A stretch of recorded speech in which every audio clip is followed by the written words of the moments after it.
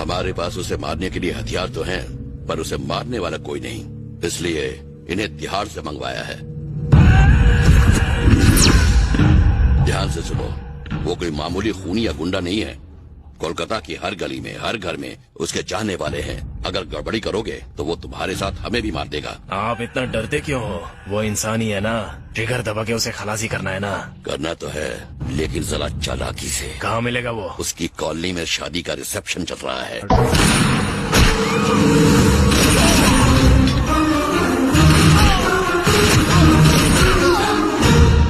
किसने भेजा था तुझे? नरपत भाई और डीजीपी ने। सर, हमारे आदमी पकड़ गए। उन्होंने हमारा नाम उगल दिया है। वो जरूर हम पर हमला करेगा। करने दो। उसके कान तक ये बात पहुंचाओ कि हम मिनिस्टर के घर पर हैं। वो गुस्से में यहाँ जरूर आएगा। एक बार दो शिकार। समझ गया सर। तुम इतने डरे हुए क्यों? तो क्या करूं? आखिर मैं भी एक इंसान हूं। मेरी परछाई मुझे छोड़ सकती है, पर नायक वो मुझे नहीं छोड़ेगा। मेरी प्रॉपर्टी छीन ली, आदमी मार दिए, सब खत्म कर दिया। अब सिर्फ मेरी जिंदगी बची है। मुझे बचा लो भाई, वो आ गया। जिस सांप को हमने दूध पिलाया वो हमें ही डसने चला। खाना मेरा खाते हो और गुणगान उसके गाते हो।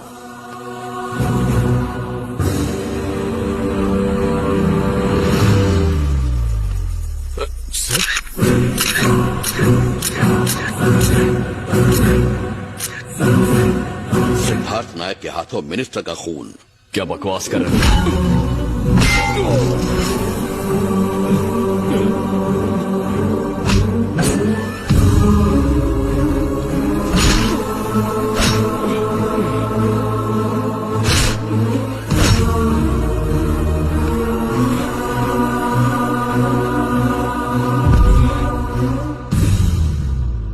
सारे लोग तुम्हें भगवान समझते हैं, मसीहा समझते हैं, पर भगवान सिर्फ फोटो में होते हैं, मूर्तियों में होते हैं। तुम जैसे जिंदा नहीं होते। तुमने गरीबों में जो जमीन बांटी वो सब फिर से मेरी होगी। मैं अपना धंधा फिर से शुरू करूंगा जिस पर तुमने ताला लगाया है। मैं तुम्हारे चाहने वालों को ढूंढ ढूंढ कर कुत्ते की मौत मारूंगा। ये तुम्हारा चमचा मिनिस्टर तो मर गया, इसकी जगह मैं नया मिनिस्टर बन जाऊंगा। हाँ भाई। देख तो मर गया कि नहीं? टपक गया भाई। इसकी लाश को गंगा में फेंक दो। मिनिस्टर का खून करके वो भाग गया, ऐसा एफआईआर दर्ज करो। Okay sir. सिर्फ हम ही जानते हैं कि वो मर गया है। जनता तो नए मिनिस्टर का जरूर इंतजार करेगी।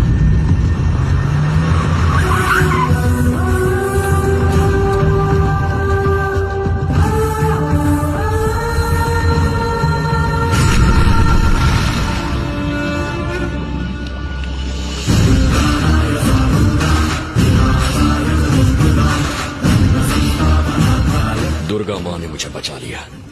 मिनिस्टर का खून मैंने नहीं किया, ये साबित करना मेरा मकसद नहीं था, पर उन राक्षसों का सफाया करना मेरी जिंदगी का मकसद बन गया।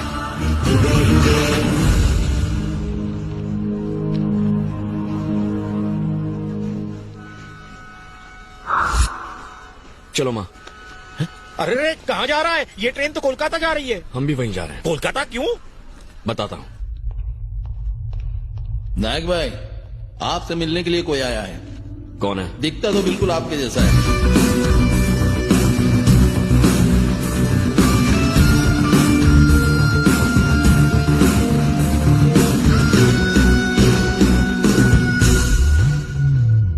हाय, मेरा नाम चेरी है। सिद्धार्थ, तुम्हारे बारे में पढ़ा इसलिए तुमसे मिलने चला आया। लेकिन क्यों?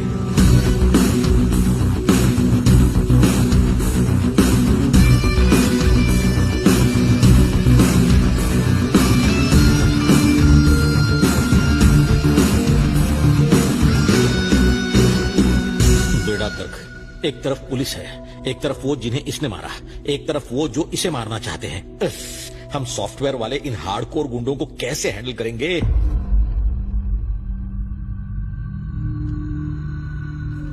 नमस्ते नरपत भाई। कहाँ गायब हो गए थे? उसने इतना मारा कि बाथरूम आना जाना मुश्किल हो गया था। आप फिक्र मत कीजिए, हमने पार्टी बिल्कुल नहीं बदली। आजकल लोग कील घुसने से या डुप्लीकेट इंजेक्शन से मर जाते हैं और पूरा हथियार घुसने के बाद भी आप अभी तक जिंदा हैं। आप पुरुष नहीं महापुरुष हैं। करेक्ट। मिनिस्टर मर्डर केस में पुलिस को उसी पर शक है। आप पर उसने वार किया इसका भी सबूत है। उसे फांसी की सजा तो जरूर मिलेगी। फांसी मिलेगी पर उसका कोई भरोसा नहीं। सेफ्टी के लिए हमारी आदमी से कहो उसे कोर्ट में ले जाने से पहले ही मार डाले। पर यह मुमकिन नहीं है सर। क्यों? क्योंकि कल वो अपने लाखों फैंस और चाहने वालों से पूरी तरह घिरा हुआ होगा सर। अच्छा, लाखों लोग कल उसे सुरक्षित कोर्ट लाने के लिए ह्यूमन चेन बनाने वाले हैं।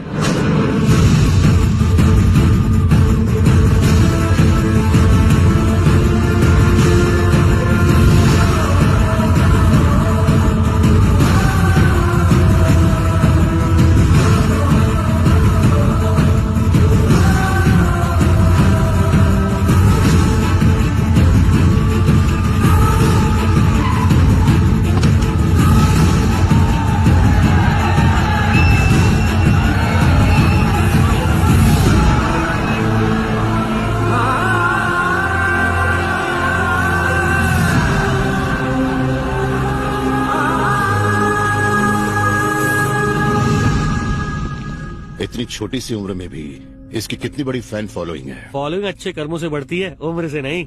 फिक्र मत कीजिए, कुछ नहीं होगा। आज तो ये गया, जनता कुछ नहीं उखाड़ पाएगी। जज इसे फांसी ही देगा। सिद्धू, सब क्या कह रहे हैं? जज तुम्हें फांसी देने वाले हैं। तुम्हें इस बात का अफसोस है कि मुझे फांसी होगी, और मुझे इस बात का अफसोस है कि ये साला जिंदा बच गया। ऐसा मत बोलो सिद्ध।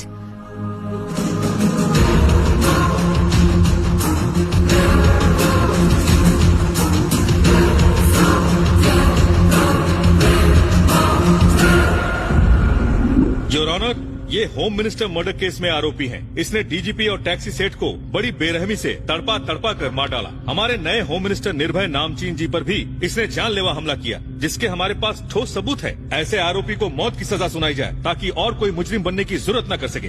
यही मेरी कोर्ट से गुजारिश है।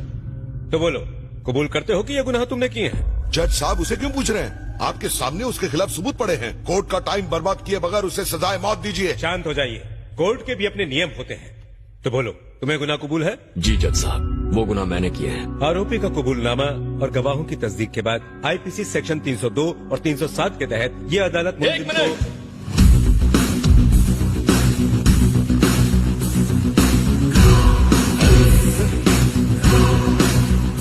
ये क्या लफड़ा है? ये तो बिल्कुल जेरॉक्स कॉपी है। दोनों में असली कौन सा है ये तय करना मुश्किल है। ये तो कुंभ के मेले में बिछड़े हुए जुड़वा भाई लग रहे हैं। टिकट कटी मुंबई की कलकत्ता पहुंच गया।